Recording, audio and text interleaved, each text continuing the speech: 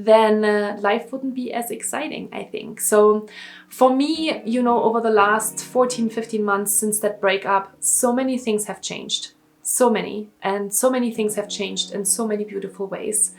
I've met incredible people. I've made amazing friends. I've redecorated my house and made it really cozy, and I feel super comfortable here. I have my little puppy that makes me super happy. I've built a really, really successful business that I'm super excited about every day.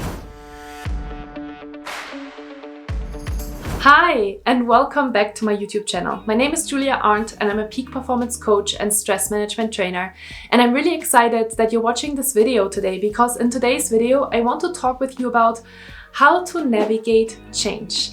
It's such a good topic, and we are all experiencing it at really honestly all times and all moments in our lives. Sometimes those changes are super teeny tiny and we can't even really recognize these changes, or we don't recognize these changes in the moment. And then sometimes there are huge changes, big challenges that we have to navigate through, and that sometimes keep us feeling very uncomfortable and feeling very challenged. And so in today's video, I want to simply share with you a couple of different strategies that have helped me over the past few months really navigate change. So no matter if you are experiencing changes at the moment in the workplace, because maybe at the moment you still don't know when you're going back to the office, how many days you're going to go back into the office, how the remote setup is going to be, no matter if you are facing a new career change, maybe you are at the moment thinking about changing your career or changing roles and you don't really know what to do, maybe you are still waiting for an answer from a company that you've recently interviewed with, or maybe you are experiencing change in your personal life. Maybe a family situation has changed, maybe you've had a conflict with a person, or maybe you've been going through a breakup and that's been super difficult for you to navigate. No matter what those external circumstances are, the question always is, how do we react and act to these changes ourselves? And so I've learned a lot about this topic over the last couple of months and more than a year now, because I've been going through a lot of different changes, and it's been really helping me to get to know myself better, grow immensely, and also learn strategies to be more resilient in the future when changes are coming up. And so for today's video, I haven't prepared a specific script or specific things that I want to highlight. I just really wanted to sit down and have a chat with you and talk with you about my own experience and the things that I've been seeing work well for me and the things that have been working well for my clients as well. So the first thing that I want to talk with you about when we are talking about change is, how do we respond to change from a neuroscientific and physiological perspective? Because I think it's always good to start there, just to understand what is actually really happening. Because as I mentioned, I'm a stress management trainer. So obviously there is something to do with stress when we're talking about navigating change, navigating ambiguity, and also just the unknown. That is kind of a fearful, scary place to be in, let's be honest. And so from a prehistoric perspective, from prehistoric times, our bodies were created in order to keep us safe, right? That was always the main goal, to be in safety. And as soon as something changes in our external environment, our bodies and our very, very smart, intelligent nervous systems are becoming aware of that, and they're reacting to it. And so this is the most important thing that you need to know, that when change is happening, it's absolutely normal that you are also even physically reacting to that change, right? Oftentimes, when we are experiencing change, the fight or flight response, so our stress response, is triggered. No matter if you want to be triggered or not, it is going to be triggered, because your nervous system is basically signaling you, hey, something is going on and we need to pay attention to this. And usually change is always associated with something not being safe, because our nervous systems don't know what is good for us or what is bad for us. It only knows when something is changing. So that's really important to know. So your stress response will be triggered no matter what. And obviously, when we're in that stress response, we are emotionally a little bit more heightened. because we're paying attention to what is going on, and our stress hormones are released in our bodies. And with that, we are paying closer attention, but we are also more aggressive, more protective, more defensive. We might get more emotional. That's all really normal. So if you are experiencing change right now and you are experiencing all of these different physical symptoms that are related to that stress, then just know that that's absolutely normal. It is absolutely okay that you're feeling this way right now. And it is just, alerting your system to be more aware of what is going on. And I think just the sheer awareness of being aware of that is the first important step when you want to navigate change more gracefully. So now that you know what is happening to you, right, as a human being, then you can almost create a little bit more space to decide, okay, how am I actually going to react to this change? And so a couple of things that have really helped me in the past and in the past few months and in the past few years is to really take a moment to reflect on, hey, what is actually going on, right? This is always good to know. And then number two, to think about, hey, is this actually something that I can control, or is it out of my control? Because from experience, I think we are spending way too much time on things that are outside of our control. So we might be sitting down with our coworkers and we might complain about how frustrating it is that we still don't know when we're going back to the office and how many days per week you can work remotely and all of these different things, right? That expends a lot of time and energy, and that we could spend on other more helpful things, let's be honest, okay? So I think, those are the things that we oftentimes do that are actually outside of our control. We cannot change it, right? Because our company maybe hasn't really decided yet what they're going to do, or we don't really know what's going to happen in the external environment because the world has gone, let's be honest, super crazy, and the COVID cases are going up and down, and there's just still so many unknowns. Or you're going through a breakup and that was not part of your decision-making process, right? Maybe that was something that wasn't your decision to make, or something that came as a surprise. And so, we could spend a lot of time, obviously, in being in that space of being the victim and feeling helpless and feeling like we don't really know what's going to happen next. And, I think that's sometimes an important moment to be in for a short period of time until you hopefully realize, hey, I can actually change something about this, and I can shift my perspective on how I'm going to navigate through this challenging situation. And so focus on what you can control instead of focusing on what you can't control. So that's really what I mean by saying, don't focus on the things that you can't control, sitting down and complaining and being inactive and being that victim and just being there and being like, I can't do anything about this. This is super frustrating and I wish people would know. But if people would know, then they would have probably made a decision, So you need to see this from a different perspective as well. So that is the first really good strategy that you can apply when you are finding yourself in a situation that you feel super challenged by.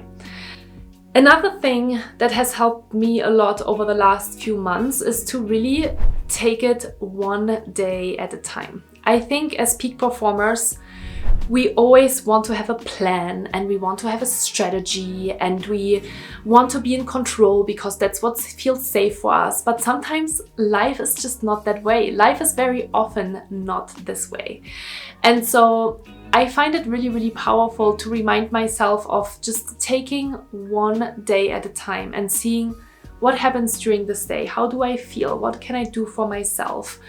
What can I do in terms of, like regulating maybe that stress response that is coming up? And, the only answer to when you are experiencing a lot of stress is to practice self-care.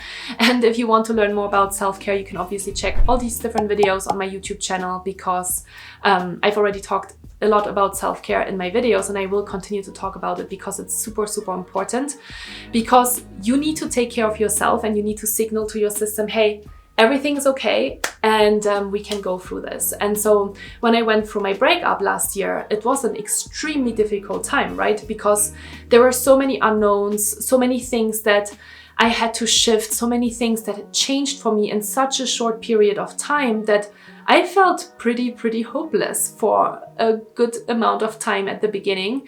And you know, all of my friends would always tell me, just take one day at a time and just focus on this one day. And I was thinking to myself, yes, but I want to have a plan and I want to know what's going to happen. I want to look into the future. I don't want to be in this unknown state because it feels incredibly uncomfortable. It feels super unsafe, and I just feel super sad as well, right? And then over time, I think I've just gotten more comfortable with almost sitting in these like murky waters of not knowing what is going to happen. And so really taking one step at a time and taking one day at a time to just do the best that you can in that given day is a really powerful strategy as well. And I think we oftentimes forget about that. And sometimes, like I said, even just taking it day by day is super challenging because it feels super uncomfortable to be in that space. And so one thing that has always really helped me through these times of change and through these unknowns and navigating through these murky waters and those ambiguous times was a just very simple phrase that says, love the question. And there's actually a YouTube video on my channel as well that you can check out that is really about that, about loving the question.